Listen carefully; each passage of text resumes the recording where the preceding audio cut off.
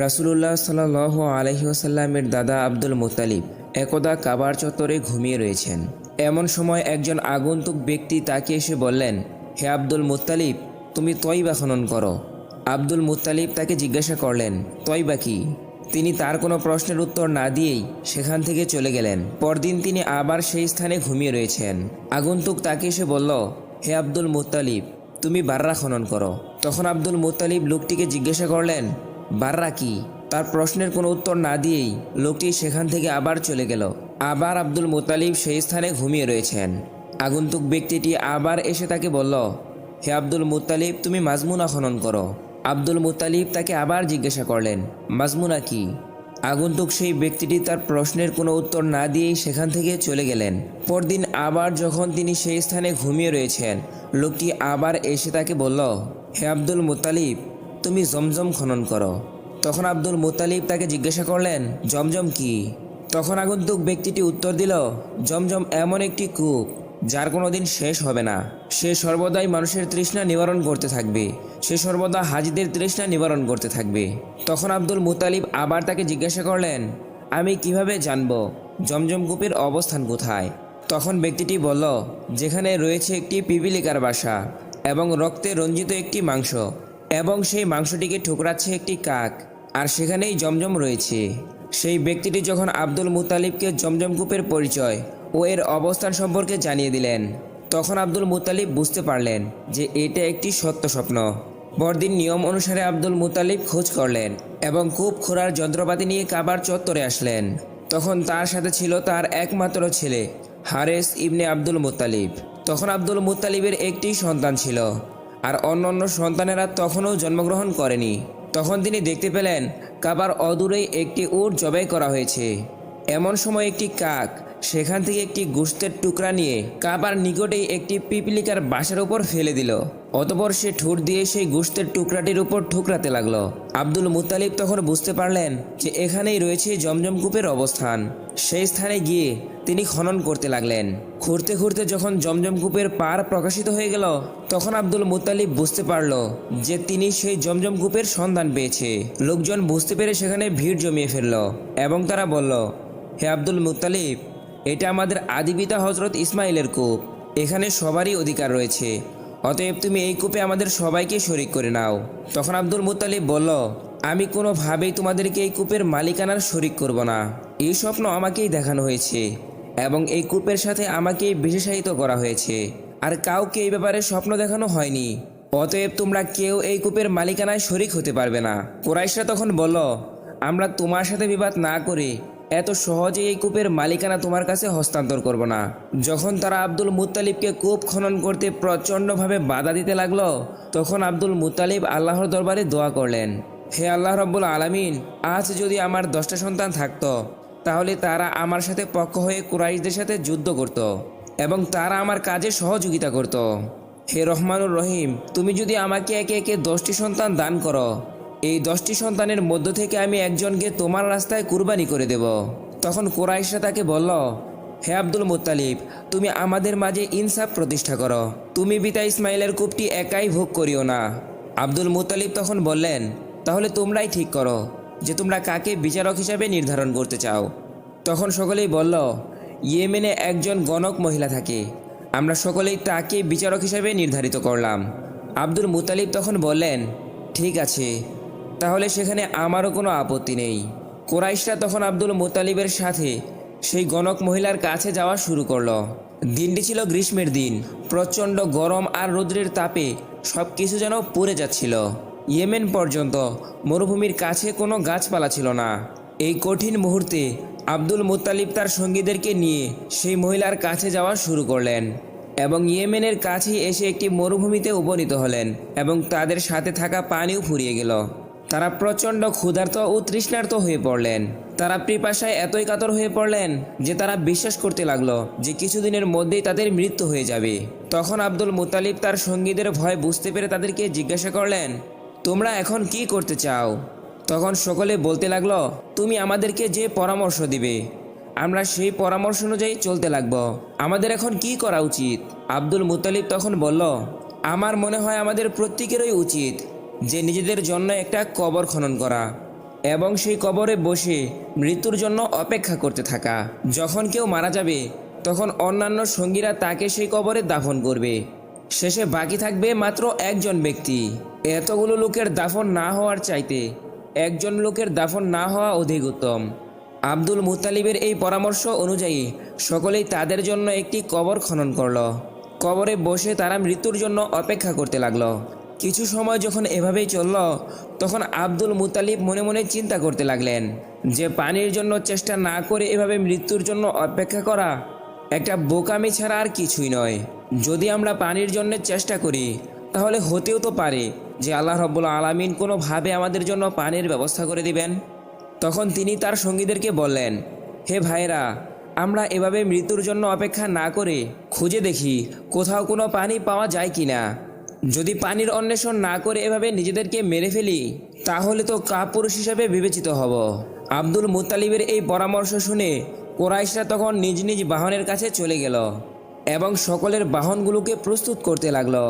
যখন নবীজির দাদা বাহনটিকে প্রস্তুত করতে লাগলেন তিনি দেখতে পেলেন যে ঘোড়ার পায়ের নিচ থেকে পানির ফোয়ারা বের হচ্ছে।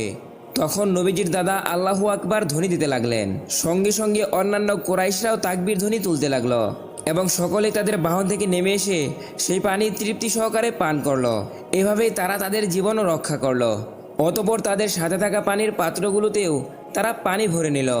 এরপর কুরাইশরা আব্দুল মুত্তালিবকে বলল, আল্লাহর কসম, হে আব্দুল মুত্তালিব, আমরা কোনোদিন আর তোমার সাথে বিবাদে জড়াবো না। যে আল্লাহ তোমাকে এই ধুধু মরুভূমিতে পানি পান করাতে পারেন সেই আল্লাহ তোমাকে জমজমও দান করতে পারেন। এখন থেকে তুমি সেই জমজম কূপের একমাত্র মালিক। আমরা দাবি প্রত্যাহার করে নিলাম। এরপর কুরাইশরা মক্কা শরীফে ফিরে আসলো। ইয়েমেনে যাওয়ার আর প্রয়োজন তাদের হলো না। আল্লাহ রাব্বুল আলামিনের পূর্বেই তাদের ঝগড়ার একটি চমৎকার মীমাংসা করে দিলেন। আব্দুল মুত্তালিব তো ইতিপূর্বেই মান্যত করেছিলেন যদি আল্লাহ রাব্বুল আলামিন তাকে 10টি সন্তান দান করেন তাদের মধ্য থেকে একজনকে তিনি আল্লাহর রাস্তায় কুরবানি করে দিবেন। আল্লাহ রাব্বুল আলামিন তাকে 10টি সন্তান দান করলেন। তখন তার মানত পুরা করার জন্য 10 জন সন্তানকেই ডাকলেন এবং তাদেরকে বললেন, হে আমার সন্তানেরা, যখন আমি কুরাইশদের কাছ থেকে জমজম কূপ খনন করতে বাধাপ্রাপ্ত হই তখন আমি একটা মানত করেছিলাম এই যে যদি আল্লাহ রাব্বুল আলামিন আমাকে 10টা সন্তান দান করেন তবে আমি একটা সন্তানকে আল্লাহর উদ্দেশ্যে উৎসর্গ করব।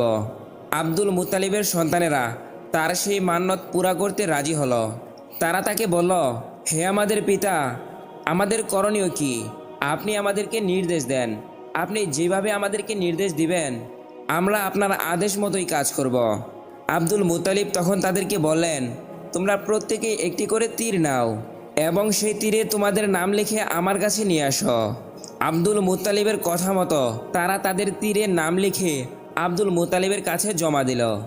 আব্দুল মুত্তালিব তখন তার 10 সন্তান ও তাদের দেওয়া সেই তীরগুলো নিয়ে তাদের পার্শ্ববর্তী একটি গণকের কাছে গেল। এই গণকের কাছে গিয়েই কুরাইশরা তাদের সকল ভালো মন্দ কাজের লটারি করত। সেই গণকের কাছে 6টি তীর ছিল। তখন আব্দুল মুত্তালিব তার 10 সন্তানের নাম লেখা সেই 10টি তীর তার হাতে তুলে দিল। তিনি গণককে বললেন, আমি আল্লাহ রাব্বুল আলামিনের দরবারে মানত করেছিলাম যদি আল্লাহ আমাকে 10টি সন্তান দান করেন তাহলে আমি এই 10টা সন্তানের মধ্য থেকে একজনকে আল্লাহর রাস্তায় কুরবানি করব। আপনি আমার এই তীরগুলো নিয়ে একটি লটারি করুন এবং আপনি আমাকে জানিয়ে দিন যে আমি কোন সন্তানকে আল্লাহর রাস্তায় জবাহ করব। তখন গণক সেই তীরগুলি দিয়ে লটারি করল এবং সেই লটারিতে আব্দুল মুত্তালিবের সবচাইতে ছোট পুত্র রাসূলুল্লাহ সাল্লাল্লাহু আলাইহি ওয়াসাল্লামের পিতা আবদুল্লাহর নাম উঠল। তখন আব্দুল মুত্তালিব নবীর পিতা আবদুল্লাহকে জবাহ করার জন্য তার হাতে একটি ছুরি নিল এবং তাকে নিয়ে ইসাব ও লায়লা মূর্তির কাছে যেতে লাগলো। আব্দুল মুত্তালিব যখন রাসূলুল্লাহ সাল্লাল্লাহু আলাইহি ওয়াসাল্লামের পিতাকে জবাই করতে যাবেন এমন সময় কুরাইশরা তার চারপাশে ভিড় জমিয়ে ফেলল। তখন কুরাইশরা তাকে বলল, হে আব্দুল মুত্তালিব, তুমি কি কাজ করছো? তুমি যদি তোমার সন্তান জবাই করার এই প্রথা চালু করো তাহলে এই প্রথা সবার জন্যই আবশ্যক হয়ে যাবে। সবাই তার সন্তানকে জবাই করার জন্য আল্লাহর কাছে মান্যত করবে আর এভাবে তো আমাদের বংশধারা একেবারে নির্বংশ হয়ে যাবে। তুমি কেন আবদুল্লাহকে জবাই করতে যাচ্ছ? এর প্রকৃত কারণ বর্ণনা না করলে আমরা কোনোভাবেই তোমাকে এই কাজটি করতে দেব না। তখন আব্দুল মুত্তালিব বলল, আমি মানত করেছিলাম যে আল্লাহ রাব্বুল আলামিনের দরবারে আমার এক সন্তানকে কুরবানি করব। এবং সেই মানত পুরা করার জন্যই তাকে আমি আল্লাহর রাস্তায় কুরবানি করছি। তখন কুরাইশরা বলল, যদি আল্লাহ রাব্বুল আলামিন আমাদের মালের মাধ্যমে তোমার মান্নত পুরা করে তাহলে এর জন্য আমরা সকলেই মাল কুরবানি করব। তুমি তোমার সন্তানকে জবাই করিও না। আমরা শুনেছি যে খাইবারে একজন অলৌকিক ক্ষমতা সম্পন্ন মহিলা থাকেন এবং অদৃশ্য থেকে তার কাছে বার্তা নিয়ে বার্তাবাহক আসেন। সেই মহিলা আমাদেরকে যেভাবে আদেশ দিবে আমরা সেভাবেই কাজ করব।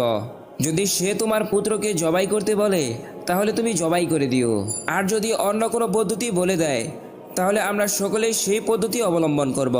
তখন আব্দুল মুত্তালিব তাদের সেই পরামর্শ শুনে ওই মহিলাটির কাছে যাওয়া শুরু করলেন। আব্দুল মুত্তালিব তার কাছে পৌঁছে পরিপূর্ণ ব্যাপারটি তার কাছে খুলে বললেন। তখন সেই ব্যাপারটি শুনে মহিলা বলল, যখন তোমাদের মধ্য থেকে কোনো এক ব্যক্তিকে হত্যা করা হয় তখন সেই হত্যার জরিমানা স্বরূপ তোমরা কয়টি উট সেই ব্যক্তিটিকে দাও? তখন কুরাইশরা বলল, আমরা 10টি উট তার কাছে জরিমানা স্বরূপ প্রদান করি। তখন সেই মহিলা বলল, তাহলে শোনো, তোমরা একদিকে 10টি উট রাখবে আর অন্যদিকে তোমাদের সেই ছেলেটিকে রাখবে, আর এরপর তোমরা লটারি করবে। যদি লটারিতে তোমাদের সেই ছেলেটির নাম আসে তাহলে অপর পাশে আরও 10টি উট বাড়িয়ে দিবে। এরপর আবার লটারি করবে। যদি দেখো আবারও তোমাদের ছেলের নাম এসেছে তাহলে আবারও অপর পাশে 10টি উট বাড়িয়ে দিবে। এভাবে করে চলতেই থাকবে যতক্ষণ না পর্যন্ত উটের নাম আসবে। তোমরা লটারি করতেই থাকবে, আর উটের নাম আসলেই তোমরা বুঝবে যে আল্লাহ রাব্বুল আলামিন এই উটের বিনিময়ে তোমাদের সন্তানকে দান করে দিলেন। এই ফয়সালা নিয়ে কুরাইশরা মক্কায় চলে আসলো এবং আব্দুল মুত্তালিব রাসূলুল্লাহ সাল্লাল্লাহু আলাইহি ওয়াসাল্লামের পিতাকে একদিকে দাঁড় করিয়ে দিলেন এবং অপর দিকে 10টি উটকে দাঁড় করিয়ে দিলেন। তারপর গণককে লটারি করতে বললেন এবং নিজে আল্লাহ রাব্বুল আলামিনের দরবারে দোয়া করতে লাগলেন। দেখা গেল লটারিতে আব্দুল্লাহর নাম আসছে। তখন তিনি আরও 10টি উট বাড়িয়ে দিলেন এবং গণককে লটারি করতে বললেন আর নিজে আল্লাহ রাব্বুল আলামিনের দরবারে দোয়া করতে লাগলেন। দেখা গেল পুনরায় আব্দুল্লাহর নাম আসলো। পুনরায় আবার তিনি আরও 10টি উট বাড়িয়ে দিলেন এবং গণককে লটারি করতে বললেন, আর তিনি আল্লাহ রাব্বুল আলামিনের দরবারে দোয়া করতে লাগলেন। দেখা গেল পুনরায় আব্দুল্লাহর নাম আসলো। উটের সংখ্যা বাড়াতে বাড়াতে যখন উটের সংখ্যা 100টি হয়ে গেল তখন পুনরায় গণককে লটারি করতে বলা হলো। এবার লটারিতে উটের নাম আসলো। তখন গণক বলল, হে আব্দুল মুত্তালিব, এবার তুমি 100টি উট কুরবানি করো এবং আব্দুল্লাহকে কুরবানির ইচ্ছা পরিত্যাগ করো। তখন আব্দুল মুত্তালিব বলল, হয়তোবা এটা কোনো কারণে হয়ে গেছে, তোমরা পুনরায় লটারি করো। এরপরে পরপর 3বার লটারি করা হলো। 3বারই 100 উটের নাম আসলো। তখন আব্দুল মুত্তালিব নিশ্চিত হলেন যে আল্লাহ রাব্বুল আলামিন 100 উটের বিনিময়ে আব্দুল মুত্তালিবের ছোট পুত্র আব্দুল্লাহকে তার জীবন দান করেছেন। এরপরে তিনি 100 উট কুরবানি করে দিলেন, আর এর মাধ্যমে আল্লাহ রাব্বুল আলামিন রাসূলুল্লাহ সাল্লাল্লাহু আলাইহি ওয়াসাল্লামের পিতার জীবন রক্ষা করলেন। রাসূলুল্লাহ সাল্লাল্লাহু আলাইহি ওয়াসাল্লামের পিতা আব্দুল্লাহ ছিলেন সৌন্দর্য ও মাধুর্যের দিক দিয়ে অতুলনীয়, আর তার সাথে ছিল আল্লাহ তাআলার প্রথম সৃষ্টি নূরে মুহাম্মাদি। তাই তার চেহারা হয়ে উঠেছিল উজ্জ্বল থেকে উজ্জ্বলতর। তার মধ্যে থাকা নূরে মুহাম্মাদি সাল্লাল্লাহু আলাইহি ওয়াসাল্লামের সৌন্দর্য ও মাধুর্যের কারণে আরবের অনেক সম্ভ্রান্ত পরিবারের কন্যারা তাকে বিবাহের প্রস্তাব দিতেন। সুন্দরী মহিলাদের মধ্যে বনি আসাদ গোত্রের পুণ্যবতী মেয়ে খাদিজা রাদিয়াল্লাহু তাআলা আনহুর চাচা নওফেলের কন্যা রুকাইয়া বিনতে নওফেলের নাম বিশেষভাবে উল্লেখযোগ্য। একদিন রুকাইয়া কাবার পাশে দাঁড়িয়েছিলেন। আব্দুল্লাহ তার পাশ দিয়ে অতিক্রমকালে তার চেহারার চমকিত রূপের আশিকা হয়ে বলল, হে আব্দুল্লাহ, আমি প্রতিশ্রুতি দিচ্ছি যে তোমার জীবনের বিনিময়ে যে 100 উট কুরবানির কথা বলা হয়েছিল সেই 100 উট আমি তোমাকে পরিশোধ করে দেব। তুমি শুধু আমাকে বিয়ে করো। নবীজির পিতা আব্দুল্লাহ বললেন, আমি এত অবাধ্য হতে পারবো না, আর আমি আমার পিতাকে না জানিয়ে আমি বিবাহ করতে পারবো না। তার কিছুদিন পরে আব্দুল মুত্তালিব তার ছেলেকে বিবাহ করাতে চাইলেন। এই সোনার ছেলেকে তিনি কোথায় বিবাহ করাবেন? অনেক খোঁজাখুঁজি করে অবশেষে বনি জোহরা গোত্রের আমেনাকে তার খুবই পছন্দ হলো। রূপে, গুণে ও বংশমর্যাদায় আমেনা ছিলেন সকলের মধ্যে অদ্বিতীয়। আব্দুল মুত্তালিব আমেনার সাথে আব্দুল্লাহর বিবাহের প্রস্তাব দিলে আমেনার পরিবারের সকলেই তা সাদরের সাথে গ্রহণ করেন। নবীজির পিতা আব্দুল্লাহ এবং তার মাতা আমেনার শুভবিবাহ সংগঠিত হয়ে গেল। এরপর রাসূলুল্লাহ সাল্লাল্লাহু আলাইহি ওয়াসাল্লামের পিতা এবং তার মাতার মধ্যে মোলাকাত হলো। এর মাধ্যমে আবদুল্লাহ ললাট থেকে নূরে মুহাম্মাদি মা আমেনার গর্ভে প্রবেশ করলো। কিছুদিন পরে রাসূলুল্লাহ সাল্লাল্লাহু আলাইহি ওয়াসাল্লামের পিতার সাথে সেই মেয়েটির আবার সাক্ষাৎ হলো, কিন্তু তখন সেই মেয়েটি তাকে বিবাহ করার মতো কোনো আগ্রহই দেখালো না।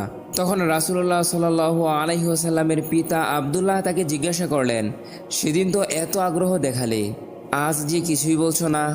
তখন মেয়েটি বলল, এখন তোমাকে আমার আর প্রয়োজন নেই, কারণ সেই দিন তোমার কপালে যে নূর আমি দেখেছিলাম, আমি মূলত ওই নূরের কাম্য হয়েই তোমাকে বিবাহ করতে চেয়েছিলাম।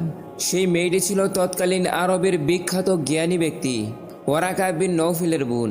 ওয়ারাকা ছিলেন বিভিন্ন ধর্মগ্রন্থের সুপণ্ডিত। তার মাধ্যমেই তার বোন রুকাইয়া জেনেছিলেন যে মক্কা নগরীতে অতি শীঘ্রই একজন নবী আসতে চলেছে এবং সেই নবীর পিতা যে হবেন তার কপালে দেখা যাবে একটি উজ্জ্বল নক্ষত্রের মতো নূরের ছটা। নবীজি সাল্লাল্লাহু আলাইহি ওয়াসাল্লামের যখন তার মায়ের গর্ভে 6 মাস পূরণ হয়েছে, সেই সময় তার পিতা আবদুল্লাহ মদিনায় ইন্তেকাল করেন। আমেনা প্রিয় নবী মুহাম্মদ সাল্লাল্লাহু আলাইহি ওয়াসাল্লামকে গর্ভে ধারণ করা অবস্থায় বিভিন্ন ধরনের অলৌকিক স্বপ্ন দেখতেন। একদিন স্বপ্নে দেখলেন কে যেন তাকে বলছে, হে আমেনা, মানব জাতির মহানায়ককে তুমি গর্ভে ধারণ করেছ। যখন তার জন্ম হবে তখন তুমি বলবে, আমি আমার এই সন্তানকে বিভিন্ন রকমের অনিষ্ট ও খারাপ লোকের হাত থেকে রক্ষা কামনা করছি এবং তার নাম রেখো মোহাম্মদ। তিনি গর্ভে থাকাকালে মা আমেনা আরও স্বপ্ন দেখলেন যে তার ভেতর থেকে এমন একটি আলোক রশ্মি বের হলো যা দিয়ে তিনি সিরিয়ার ভূখণ্ডের বসরার প্রাসাদসমূহ দেখতে পেলেন। দিন অতিবাহিত হলো আর ঘনিয়ে এলো রাসূলুল্লাহ সাল্লাল্লাহু আলাইহি ওয়াসাল্লামের জন্মের সেই দিনটি। রবিউল আউয়াল মাসের 12 তারিখ। শুক্লা দ্বাদশীর অপূর্ণ চাঁদ সবেমাত্র অস্ত গিয়েছে। আলো আধারের দোল খেয়ে ঘুমন্ত প্রকৃতি আঁখি মিলছে। বিশ্ব প্রকৃতি আজ নীরব নিস্তব্ধ। সৃষ্টির অন্তরালে আজ কি যেন ঘটতে চলেছে। প্রকৃতির কোন স্বপ্ন স্বাদ যেন আজও মিটেনি তার। প্রকৃতির সেই নিরহ বেদনা আজও যেন জমাট বেঁধে দাঁড়িয়ে আছে। প্রকৃতির মরু দিগন্তে মক্কার এক নিভৃত কুটিরে সেই সময় মা আমেনা প্রসব বেদনায় কাতরাচ্ছেন। মা আমেনা বলেন, সাধারণত সন্তান প্রসবের সময় নারীদের যে ব্যথা অনুভব হয়ে থাকে, যখন আমার সেই ব্যথা অনুভব হয়েছিল তখন আমি গৃহে একাকী ছিলাম। এমন সময় একটা বিকট শব্দ শুনতে পেয়ে আমি ভয়ে ঘাবড়ে গেলাম। এমন সময় আমি একটা সাদা পাখি দেখতে পেলাম, যার পাখা দিয়ে আমার বক্ষ মুছতে লাগলো এবং এর মাধ্যমে আমার সমস্ত ব্যথা ও ভীতি দূর হয়ে গেল। এরপর আমি আমার নিকট এক গ্লাস সাদা শরবত পেয়ে তা আমি পান করলাম। এর মাধ্যমে আমি শান্তি অনুভব করলাম এবং আলো আমার দৃষ্টিগোচর হলো এবং তারপর আমার নিকট শুভ্র ও সুন্দর চেহারার কয়েকজন মহিলা উপস্থিত হলেন, যাদেরকে আমি ইতিপূর্বে কখনো দেখিনি। আমি আশ্চর্য হয়ে তাদের দিকে তাকিয়ে থাকলাম এবং ভাবতে লাগলাম, এরা আবার কোথা থেকে আসলো। অমনি তাদের একজন বলে উঠল, হে আমেনা, তোমার ভয় পাওয়ার কোনো কারণ নেই, আমি ফেরাউনের স্ত্রী আসিয়া। আরেকজন বলল, আমি পৃথিবীর সর্বপ্রথম মানবী হাওয়া। আমিনা বলেন, এ সময় আমার খুবই খারাপ লাগছিল আর একটি বিরাট শব্দ শুনতে পাচ্ছিলাম, আর যেই শব্দগুলো পূর্বের শব্দগুলোর চেয়ে ভীতিকর ছিল। তারপর আমি আসমান ও জমিনের মাঝখানে রেশমি কাপড়ের ন্যায় একটা সাদা কাপড় দেখতে পেলাম। সেখানে কতগুলি পুরুষ মানুষ দাঁড়িয়েছিল, যাদের হাতে দুধের পানপাত্র ছিল। অতঃপর আমি পাখি দেখলাম যারা আমার নিকট আসলো। তখন আল্লাহ রাব্বুল আলামিন আমার চোখের পর্দা উঠিয়ে দিলেন। সমস্ত পৃথিবীর পূর্ব পশ্চিমে আমি 3টি পতাকা দেখতে পেলাম। প্রথমটি পূর্ব প্রান্তে, দ্বিতীয়টি পশ্চিম প্রান্তে আর তৃতীয়টি কাবা শরীফের ছাদের উপর ছিল। এরপরে আমি রাসূলুল্লাহ সাল্লাল্লাহু আলাইহি ওয়াসাল্লামকে প্রসব করলাম। আর এই বেহেশতি রমণীরাই রাসূলুল্লাহ সাল্লাল্লাহু আলাইহি ওয়াসাল্লামের প্রসব কার্যের সকল কার্য সমাধান করলেন। মা আমেনা বলেন, যখন রাসূলুল্লাহ সাল্লাল্লাহু আলাইহি ওয়াসাল্লাম জন্মগ্রহণ করেছিলেন তখন আমি তাকে সেজদা অবস্থায় দেখতে পেলাম। এমন সময় তিনি তার উভয় হাতের তর্জনী আঙুল ক্রন্দনকারীদের ন্যায় আকাশপানে প্রসারিত করেছিল। আল্লাহর নবী মুহাম্মদ সাল্লাল্লাহু আলাইহি ওয়াসাল্লাম এই দুনিয়ায় আগমন করার পরে প্রথম যেই বাক্যটি উচ্চারণ করেছিলেন, লা ইলাহা ইল্লাল্লাহু ওয়া আন্নী রাসূলুল্লাহ, তিনি খাতনা করা অবস্থায় জন্মগ্রহণ করেছিলেন। মা আমেনা আরও বলেন, এরপর আমি দেখতে পেলাম সাদা চাদর এসে তাকে ঢেকে ফেলল এবং তাকে চোখের অগোচরে নিয়ে গেল। সে সময় আমি শুনতে পেলাম একজন আওয়াজকারী বলছে, এই পবিত্র সন্তানটিকে পৃথিবীর পূর্ব ও পশ্চিম সমগ্র ঘুরিয়ে নিয়ে আসো। সাগর মহাসাগর সবকিছুই তাকে দেখে নিক। প্রকৃতির সকল কিছুই তার নাম, চেহারা ও উজ্জ্বলতা সহ চিনে নিতে পারবে। তাকে দেখার হক সকলেরই রয়েছে। সবাই তাকে দেখে নিতে পারে, আর তারা এটাও জেনে নিতে পারে যে এই সন্তানটি হলো বিশ্বের মহামানব আল্লাহ পাক, যার উসিলাতে এই পৃথিবীর গ্রহ নক্ষত্র সকল কিছুই সৃষ্টি করেছেন। তিনি যখন পৃথিবীর বুকে জাহিলিয়াতের কালো আধার দূর করে তাওহীদের আলোককে আলোকিত করার জন্য মুহাম্মাদুর রাসূলুল্লাহ সাল্লাল্লাহু আলাইহি ওয়াসাল্লাম শুভ আগমন করেছিলেন, তখন ঘটে গিয়েছিল বিস্ময়কর কিছু ঘটনা, যা সমস্ত পৃথিবীর মানুষকে চমকে দিয়েছিল। ভূমিকম্পে পারস্য সাম্রাজ্য কেঁপে উঠে সকল কিছুই ধ্বংস হয়ে গিয়েছিল। হাজার হাজার বছর ধরে পারস্যের প্রজ্বলিত অগ্নিকুণ্ড মুহূর্তের মধ্যেই নিভে যায়। কাবাগরে স্থাপিত 360টি মূর্তি একেবারে উপড়ে পড়ে যায়। বোহায়রা পাদ্রির গির্জা একেবারে ধূলিসাৎ হয়ে যায়। রাসূলুল্লাহ সাল্লাল্লাহু আলাইহি ওয়াসাল্লাম যখন মায়ের গর্ভ থেকে ভূমিষ্ঠ হলেন, তখন তার আম্মাজান আব্দুল মুত্তালিবকে খবর পাঠালেন যে আপনার ছেলের সুন্দর ফুটফুটে একটি পুত্র সন্তানের জন্ম হয়েছে, আপনি আসুন দেখে যান। এই খবর শুনে নবীজির দাদা অত্যন্ত খুশি হলেন এবং তিনি আসলেন। মা আমেনা নবীজি সাল্লাল্লাহু আলাইহি ওয়াসাল্লামের দাদাকে বললেন, আমি স্বপ্নে দেখেছি এই শিশু একজন মহামানব হবেন এবং আমাকে স্বপ্নে এই নির্দেশ দেওয়া হয়েছে যেন আমি তার নাম আহমদ রাখি। নবীজির দাদা আব্দুল মুত্তালিব শিশু মুহাম্মদ সাল্লাল্লাহু আলাইহি ওয়াসাল্লামকে কোলে করে নিয়ে কাবা ঘরের ভিতরে প্রবেশ করলেন এবং সেখানে তার জন্মের কারণে আল্লাহর নিকট প্রার্থনা করলেন। আরবের প্রচলিত রীতি অনুযায়ী তিনি তার জন্মের 7ম দিনে আকিকা করলেন। সেই অনুষ্ঠানে সকলেই সম্মিলিত হলো এবং কুরাইশ প্রধানগণ তাকে জিজ্ঞাসা করলো, হে আব্দুল মুত্তালিব, তো নাতির নাম রাখলে কি? আব্দুল মুত্তালিব আনন্দ ও উৎফুল্ল বদনে উত্তর দিল, শিশুটির নাম রেখেছি মুহাম্মদ, অর্থাৎ চরম প্রশংসিত। সমবেত সকলেই এই নাম শুনে আশ্চর্যান্বিত হয়ে গেল। মুহাম্মদ, এমন অদ্ভুত নাম তো আমরা ইতিপূর্বে শুনিনি। তুমি তোমাদের নামের সাথে নাম মিলিয়ে না রেখে এই নাম রাখলে কেন?